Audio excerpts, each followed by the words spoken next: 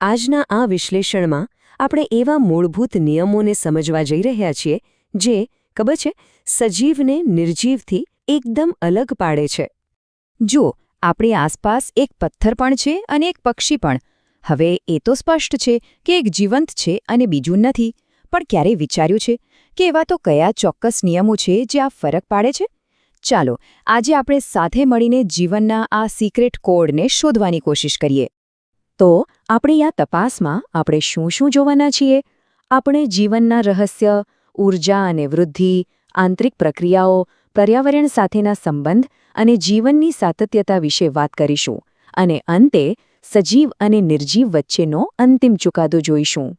ચાલો ત્યારે શરૂઆત કરીએ આપણા પહેલા મુદ્દાથી, ઊર્જા અને વૃદ્ધિ, એટલે કે જીવનનું બળતણ અને તેનો વિસ્તાર. જો કોઈ પણ સજીવ હોય તેને જીવવા અને મોટા થવા માટે એનર્જી તો જોઈએ જ, બરાબર ને? અને આ એનર્જી, આ ઊર્જાનો મુખ્ય સ્ત્રોત છે ખોરાક. પણ અહીં એક મજાની વાત છે. દરેક સજીવ ખોરાક અલગ અલગ રીતે મેળવે છે. જેમ કે વનસ્પતિ, એ તો સૂર્યપ્રકાશમાંથી પ્રકાશ સંશ્લેષણ કરીને પોતાનો ખોરાક જાતે જ બનાવી લે છે. જ્યારે પ્રાણીઓ, એમને ખોરાક માટે વનસ્પતિ પર અથવા તો બીજા પ્રાણીઓ પર આધાર રાખવો પડે છે. એટલે કે એક ઉત્પાદક છે તો બીજું ઉપભોક્તા. ખોરાક મળ્યો, ઊર્જા મળી, તો પછી શું થાય? વૃદ્ધિ, એટલે કે કદમાં કાયમ માટે થતો વધારો. દરેક સજીવ મોટો થાય છે. આ જીવનની એક એવી નિશાની છે જે આપણે સીધી જોઈ શકીએ છીએ. આપણે બધાએ અનુભવ્યું છે ખરું ને? એક નાનું બાળક ધીમે ધીમે પુખ્ત બને છે. બિલાડીનું બચ્ચું મોટી બિલાડી બની જાય છે, કે પછી એક નાનકડા બીજમાંથી અંકુર ફૂટીને મોટું ઝાડ બને છે. અરે, આપણા જૂના કપડાં જે હવે ફિટ નથી થતા, એ પણ વૃદ્ધિનો જ પુરાવો છે. સારું, તો વૃદ્ધિ તો બહારથી દેખાય છે, પણ સજીવના શરીરની અંદર શું ચાલી રહ્યું હોય છે? ચાલો હવે જીવનના આ છુપાયેલા તંત્ર એટલે કે આંતરિક પ્રક્રિયાઓ પર એક નજર નાખીએ. આમાં સૌથી પહેલી અને સૌથી જરૂરી પ્રક્રિયા છે શ્વસન. હવે શ્વસન એટલે ખાલી શ્વાસ લેવો અને છોડવો એટલું જ નહીં.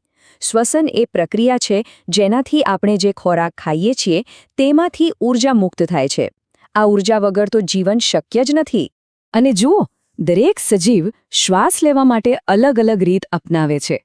જેમ કે આપણે મનુષ્યો ફેફસાનો ઉપયોગ કરીએ છીએ, માછલી પાણીમાં રહેવા માટે ચૂઈ એટલે કે ઝાલરનો ઉપયોગ કરે છે, અને અળસિયા જેવા જીવો તો પોતાની ભીની ચામડીથી જ શ્વાસ લે છે.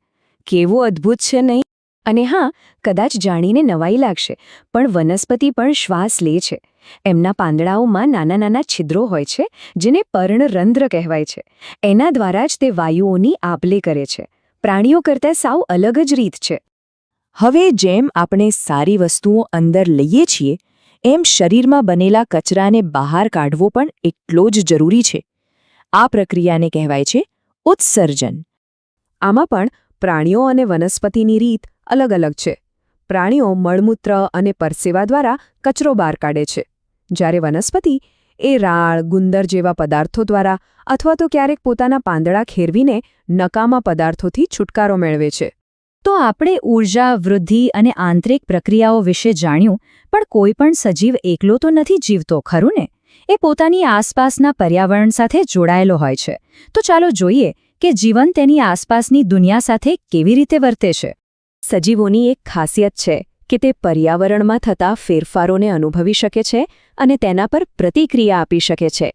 વિજ્ઞાનની ભાષામાં આને ઉત્તેજના સામે પ્રતિચાર કહેવાય છે, અને આ જીવંત હોવાની એક પાક્કી નિશાની છે. આપણે રોજ આનો અનુભવ કરીએ છીએ. જેમ કે અચાનક તેજ લાઇટ આંખમાં આવે તો આંખો આપોઆપ બંધ થઈ જાય છે, અથવા તો પેલું લજામણીનો છોડ, એને તમે અડો કે તરત જ એના પાંદડા બીડાઈ જાય છે. આ બધું પ્રતિભાવ જ છે. હવે પ્રતિભાવ આપવા માટે હલનચલન પણ જરૂરી છે. પ્રાણીઓ તો ચાલીને, દોડીને કે ઉડીને એક જગ્યાએથી બીજી જગ્યાએ જઈ શકે છે, પણ વનસ્પતિ એ એક જગ્યાએ સ્થિર હોય છે પણ એના ભાગો હલનચલન કરે છે. જેમ કે સૂરજમુખીનું ફૂલ સૂરજની સાથે સાથે ફરે છે, અથવા વેલ કોઈ આધારને વીંટળાઈને ઉપર ચડે છે. આ પણ એક પ્રકારનું હલનચલન જ છે. અને હવે આપણે આપણા છેલ્લા અને કદાચ સૌથી મહત્વના પુરાવા પર આવી ગયા છીએ. એ છે જીવનની સાતત્યતા, એટલે કે જીવન કેવી રીતે પોતાને ટકાવી રાખે છે અને આગળ વધારે છે. આનો જવાબ છે પ્રજનન. પ્રજનન એટલે સજીવની પોતાના જેવો જ બીજો સજીવ ઉત્પન્ન કરવાની ક્ષમતા. આના કારણે જ પેઢી દર પેઢી જીવન ચાલતું રહે છે અને કોઈપણ જાતિનું અસ્તિત્વ ટકી રહે છે. અને પ્રજનનની પણ ઘણી બધી રીતો છે. અમુક પ્રાણીઓ જેમ કે ગાય, કૂતરા કે આપણે મનુષ્યો સીધા બચ્ચાને જન્મ આપે છે. પક્ષીઓ અને સાપ જેવા જીવો ઈંડા મૂકે છે. અને વનસ્પતિ એ બીજ દ્વારા અથવા તો કલમ જેવી પદ્ધતિઓથી નવી વનસ્પતિને જન્મ આપે છે. તો આપણે બધા પુરાવા ભેગા કરી લીધા છે. ખોરાક, વૃદ્ધિ, શ્વસન, ઉત્સર્જન, પ્રતિભાવ અને પ્રજનન.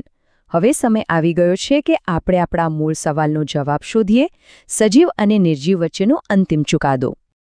ચાલો આપણે અત્યાર સુધી જે કંઈ પણ શીખ્યા એને ટૂંકમાં સમજી લઈએ.